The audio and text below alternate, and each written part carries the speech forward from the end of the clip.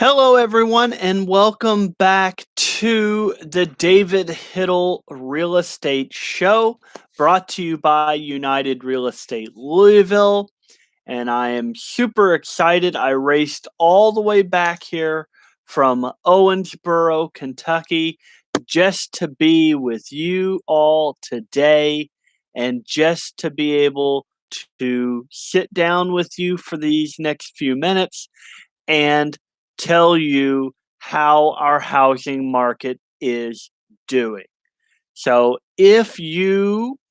first off, if you enjoy anything about real estate, if you're interested in buying or selling a home, you're interested in becoming a real estate agent, maybe, if you are interested in real estate at all, you will want to subscribe to this show. Every so often, I get the honor of being able to tour some beautiful new homes. You don't want to miss stuff like that. And you will be satisfied, I believe, with being a subscriber to the David Hittle Real Estate Show, Shop Kentucky Homes. If you are looking to buy or sell a home, this is a great time to do it. You can contact me. All of my contact information is in the description of every video that I produce. So feel free to text me, email me, call me, um, however you feel like communicating, and I will be happy to help. And if I can't help, I will find someone who can help you with your real estate needs.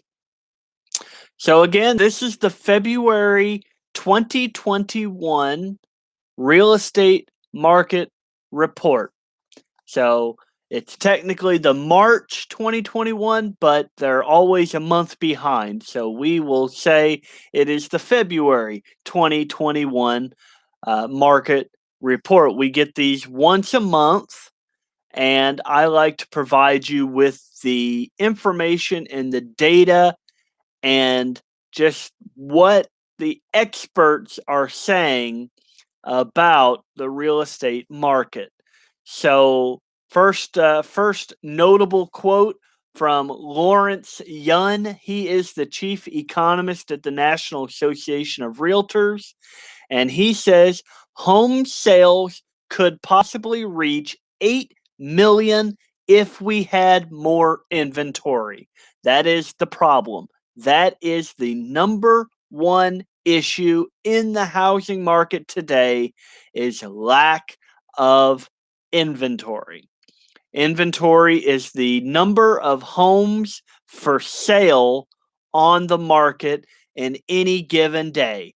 And in today's real estate market all over the country, not just here in Kentucky, but all over the country, many of the states are facing low inventory or inventory shortages. And just to give you um, an idea of that, we hit this week 1.02 months of inventory in the Louisville, Lexington area. That is insane. That is a crazy low number. 1.02 months. That means that we have, at this current sales rate, if everything stayed the same and we continue to sell homes as quickly as we are today, we would have 1 month to sell it all. If everything stayed exactly the same, we'd have 1 month to sell through this inventory. That is insane. A stable market is 6 months. We have not been at 6 months since I have been a realtor. When I first started, I think we were at maybe 4 months, and we've trickled down to 1 month over these past couple of years that I have been a realtor. He goes on to say mortgage rates should remain very low throughout 2021, although we did see an increase. It did go to 3.05%, but that is still historically low compared to decades past where we saw 8% 12%, 6%, 3.05% is still historically low. So that's from Lawrence Yun. If we had the inventory, we could see 8 million homes sold in this country this year. That would be an all-time record sales. So Sam Cater, who's the chief economist at Freddie Mac, explains the mortgage rates hitting 3%, which we just spoke about. Since reaching a low point in January, which was our record low, the first week of January, we hit 2.65%. That was our mortgage interest rates. Were 2.65%, the lowest they have ever been since recording started in 1971. So 2.65% was the bottom. Last week, we hit 3.02%. And he says that mortgage rates have risen by more than 30 basis points. So the 0.30, 30 basis points. And the impact on purchase demand has been noticeable. So what happens when our mortgage interest rates go up is that home buyers who were just in the purchasing power window now fall out of the purchasing power window. Low interest rates make home buyers have more affordable housing. They can afford more because their interest rates are lower and their monthly payment is going to be lower because of the interest rates. While purchase activity remains high, he says, it has cooled off over the last few weeks and is currently on par with early March prior to the pandemic. So right now, the purchase activity, if it stays where it is what we were seeing last year before the pandemic started, before the pandemic took a bite out of the housing market and out of our lives and out of our economy. We're now seeing the same purchasing activity as we did then. He goes on to say, though, however, the rise in mortgage rates over the next couple of months is likely to be more muted in comparison to the last few weeks, and we expect a strong spring sales season. And that is normal. What happens as the weather becomes warmer here in Kentucky? That's where we're located. That's where we're out of. Here in Kentucky, as the weather warms up, as we go from winter to spring and into summer, we start to see more sales. We start to see more sales. We start to see more homes coming onto the market because people are starting to feel better about selling their homes. You also have agents that have been doing real estate for decades who say your home is not going to sell in the wintertime. It may sell in the spring or summertime. This past year, that was a misnomer because if you had your house on the market in the wintertime, it was selling just as fast, if not faster, than in the spring or summer. So again, Freddie Mac looking at January of 2020,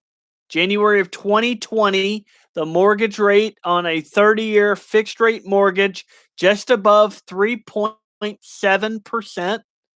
And today we are at the 3.02. So we are still 68 basis points below where we were in January of 2020, which is good. We are still at historic lows. It is still a good time to buy a home if that is what is on your plate. If that's what's on your agenda, if you were thinking about buying a home last year, maybe the pandemic messed up that schedule for you, it is still a good time to buy a home, and these interest rates, while noticeable to some, are not going to be hugely impactful as they would be for somebody who's right there on the fence. And then we also have to look at the forbearance. The federal government and many state governments have suspended evictions.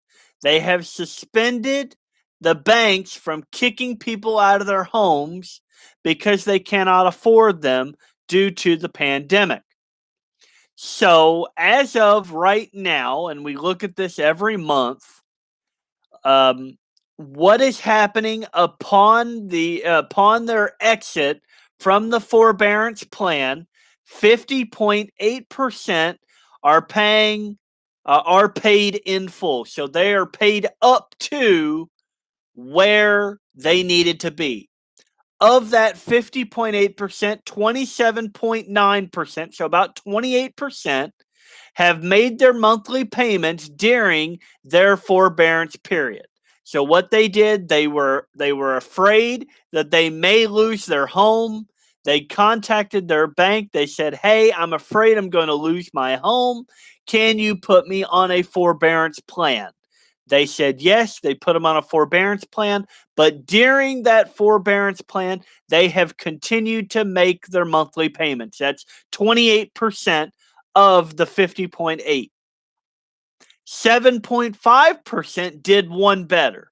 7.5% of people just said, "Hey, our family, I would be better off if we just paid this loan off entirely."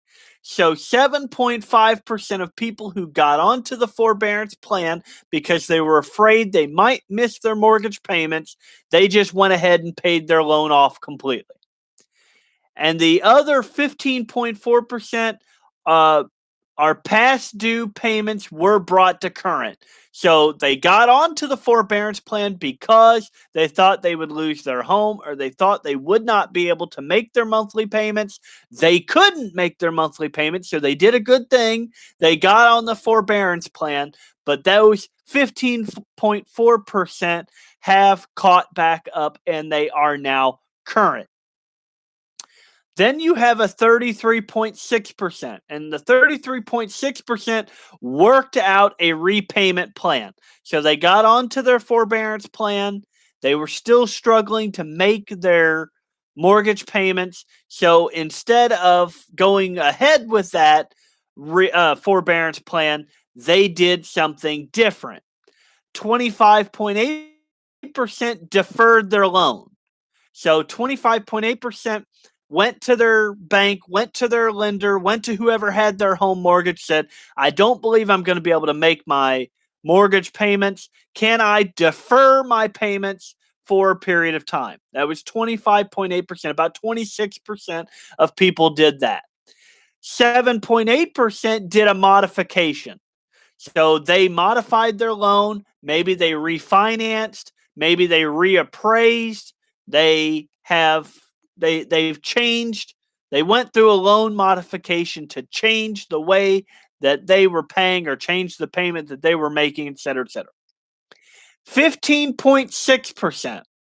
So those top two numbers, you're looking at maybe 84, 85% of people are either paid up, they're doing okay, or have worked out a separate plan of repayment, but 15.6% are still in trouble. Those are the ones that we are looking at. Because while it would be very sad, it would not be the way that we would want to regain our inventory.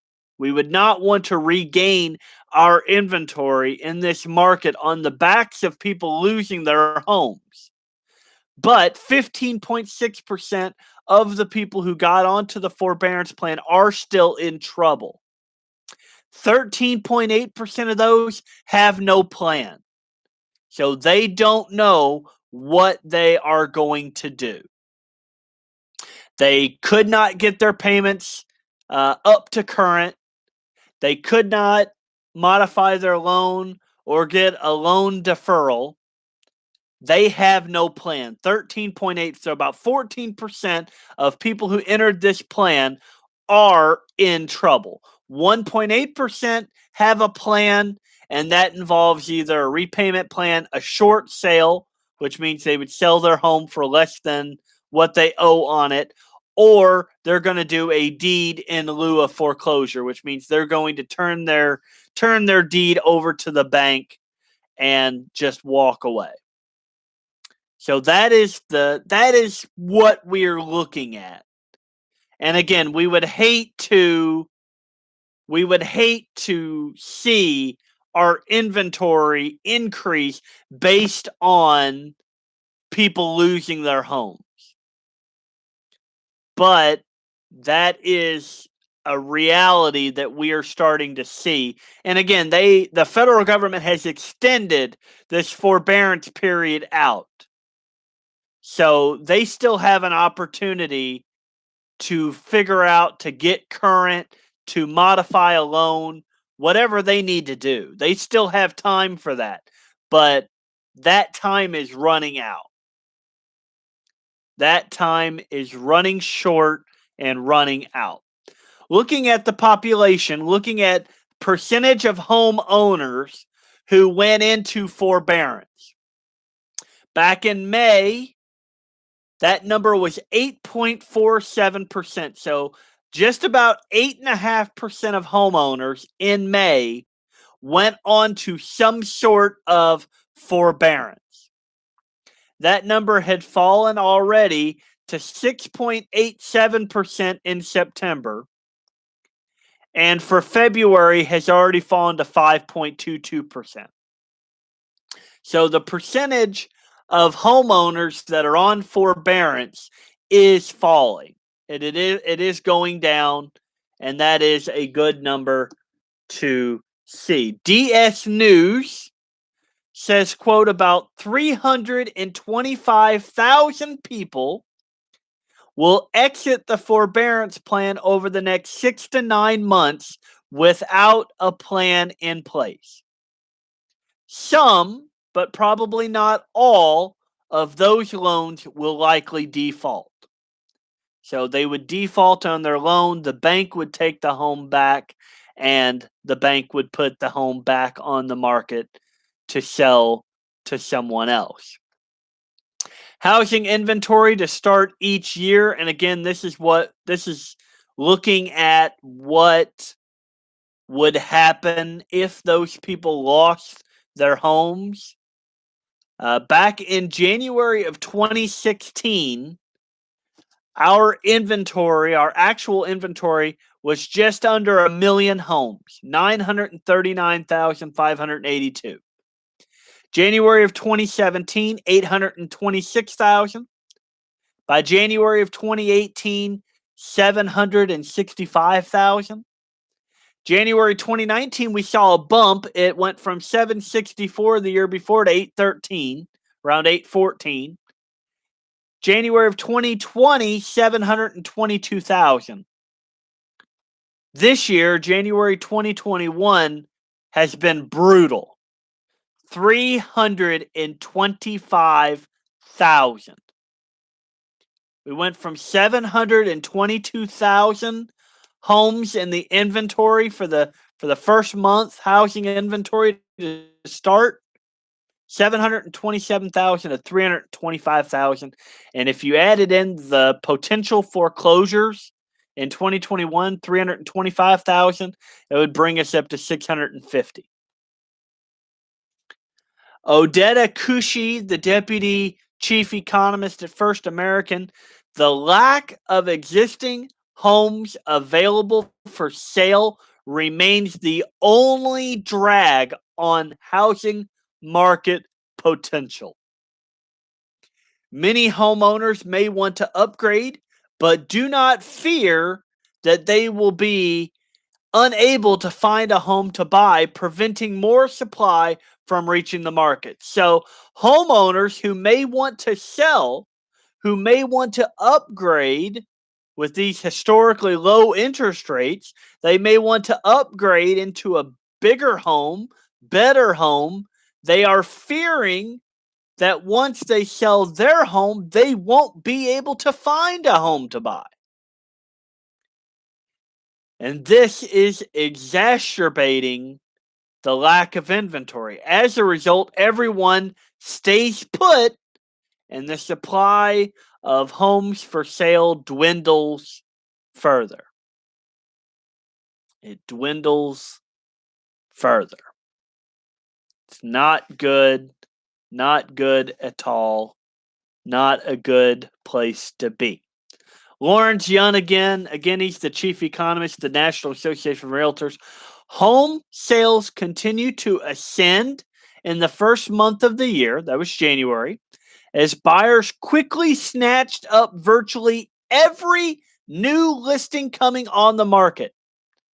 The average days on market nationwide is 22, or it was 22 days. So you put your house on the market on March 1st, and by March 22nd, it's already sold. He goes on to say sales easily could have been even 20% higher if there had been more inventory and more choices. And again, we are seeing the sweet spot. And the sweet spot is that spot where it is perfect for homeowners to sell their home. Normally, that is wintertime. Last year, it was that January to February period of time. That was the sweet spot. There was nationwide just at 3 months of inventory. Today, there's an even sweeter spot because today we are under 2% or 2 months of inventory nationwide. So there's an even bigger sweet spot today than there was last year even. And last year your interest rates were higher. This year they're lower.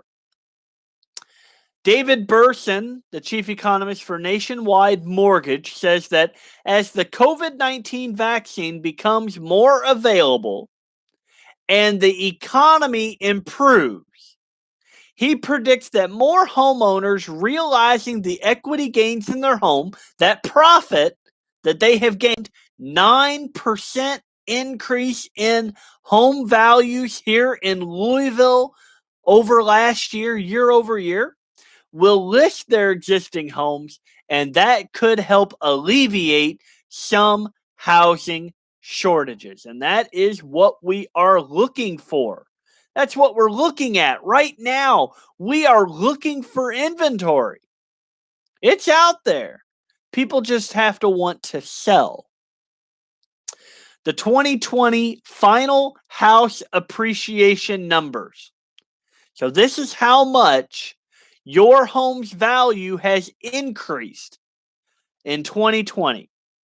So CoreLogic, the CoreLogic U.S. National Home Price Index shows an increase in home appreciation of 9.2%. The S&P Case Shiller U.S. National Home Price Index showed an increase of 10.4%. And finally, the Federal Housing Finance Agency House Price Index showed an appreciation of 10.8%. And according to Lawrence Yun, a typical homeowner in 2020, just by owning a home, would have accumulated around $24,000 in housing wealth. The typical homeowner in 2020 accumulated $24,000 in housing wealth. Imagine that. Just by owning a home. Instead of renting. Owning it instead of renting. The typical homeowner gained $24,000 in value. Unbelievable. Nationally, house buying power continues to exceed the median sales price, and that implies housing is not overvalued today. That was Mark Fleming. He's the chief economist at First American. So the home price forecasts, my goodness, these have been all over the map. And last year we had some saying 6%. One was saying negative 4%. That was CoreLogic. They were the outlier. And as you'll see in this next topic here, they are the outlier today. But the experts, what are the experts predicting for home prices in 2021? Here you go. Mortgage Bankers Association is predicting 10.3% increase in home price in 2021. National Association of Realtors, a little more conservative, 6.6%. Zellman, 6%. Realtor.com, 5.7%. Freddie Mac, 5.3%. They're one of the government mortgage lenders. Fannie Mae, another government mortgage lender, 4.2%, followed by CoreLogic, they say 3.3%. The forecasted average is 5.9. So last year 9.2, 10.4, and 10.8%, depending on what survey you look at. This year, averaging by the experts 5.9% across the board. So looking back into the past of annual home price appreciation, back in 2002 through 2005, the average annual appreciation was about 10.3%. So far, between 2017 and 2020, our average annual appreciation has been 6.3%. So the prices of homes are not going up as fast as they were in previous decades. The 2002 to 2005 was just before 2008, where we had the housing crisis. So prices are not escalating like they were back then. Looking at across the board, year over year change in price for 2020 quarter four, the United States as a whole saw a 10.8% change in price year over year for quarter four. Here in Kentucky, we are in the east, south, central area. We saw 10.9% in our region. The lowest region was the west, south, central, which is Texas, Oklahoma, Louisiana, Arkansas. They were 8.6%. But every region saw an increase in price year over year. Looking back to 2005, that same period, the lowest back then was the East North Central, which comprises Indiana, 6.2%. The highest was the Pacific and the Mountain. Both of those areas tied. They increased 18.8% in value. And back in 2005, the U.S. as a whole saw a 13% year over year change in value. So Fannie Mae says that consumers reported a significantly more positive view of home selling conditions. So again, as the vaccine starts to become more readily available, I believe we will start to see more people stepping up, selling their homes, and hopefully upgrading into their next home, which will be good. Versus last month, the average days on market actually went down by 1 day. The average days on market in the United States now is 21 days. That is the average. The only place that is seeing an extraordinary amount of days on market right now is Montana. They are anywhere between 76 and 100 days on market. And existing home sales skyrocketing through the roof. It's higher than any time that we have seen. And existing home sales by the region, 23.7% is the existing home sales for all of the U.S. Um, and it's just flying. It is absolutely amazing how many homes are selling, even with the lack of inventory, and how quickly they are selling. Looking at January's existing home sales are already better than 2020 and 2019. So that tells you something. Even looking at new home sales this year in January of 2021 are also already better than 2020 and 2019. Sales are through the roof. So, again, no pressure from me.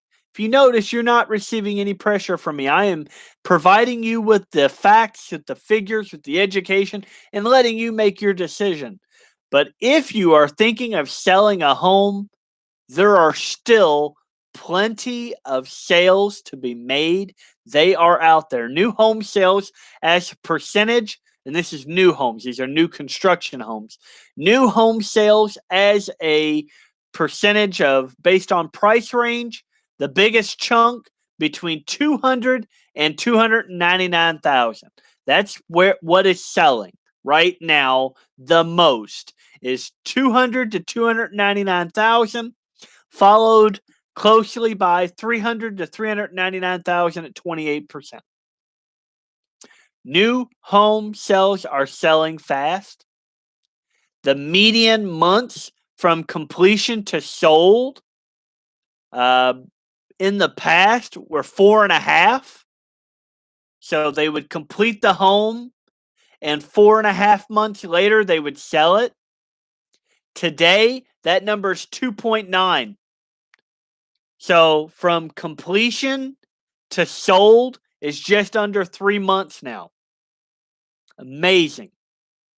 Absolutely amazing. Looking at the numbers, total home sales, January of 2021, 437,000 homes were sold. Last year, only 376,000. So they blew away. The total home sales are already blowing it away. Pending home sales still high, way above the historically healthy level. Pending home sales currently 13% up year over year for the US. And the percentage of distressed homes, this is what everybody worries about. This is what people are seeing, and some people have talked about it. They are seeing the prices going up, and they're like, oh my God, oh my God, oh my goodness, there's a bubble. And the bubble eventually is going to burst. And my now $400,000 home tomorrow could be worth $200,000. But let's look at this. Let's set the record straight. Back during the housing crisis, January of 2012, 35% of sales, 35% of sales in the country were distressed homes. So either homes that were in foreclosure or short sales. 35% of our sales in January of 2012 were distressed properties. Today, 1%, less than 1%. Less than 1%. Existing home prices year over year for the U.S. as a whole up 14.1%. 14.1%. And we are starting to see a skyrocket in luxury home sales versus last year. But not just luxury homes. Luxury homes versus last year, we're seeing a 76.7% increase. These are people that had a lower priced home and upgraded into a $1 million plus home because of the interest rates. Why not? If you can afford it, why not? Between 750 and 1 million, 66% up versus last year. 53% in the 500 to 750 range, and 27% in the 250 to 500,000 range. And that 250 to 500 comprises our median price here in Louisville. And they're predicting prices are going to continue to increase. They're going to continue to increase, which is good for homeowners. Let's not don't get me wrong. Homeowners price increasing is good. But if you're planning on selling that home because you want to upgrade, not just your home is increasing in value, all the other homes are too.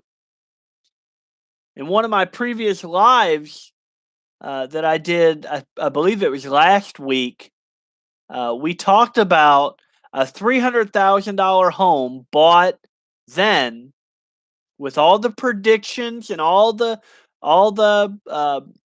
price increases that you're going to have. A $300,000 home is going to be worth more than $300,000 next year.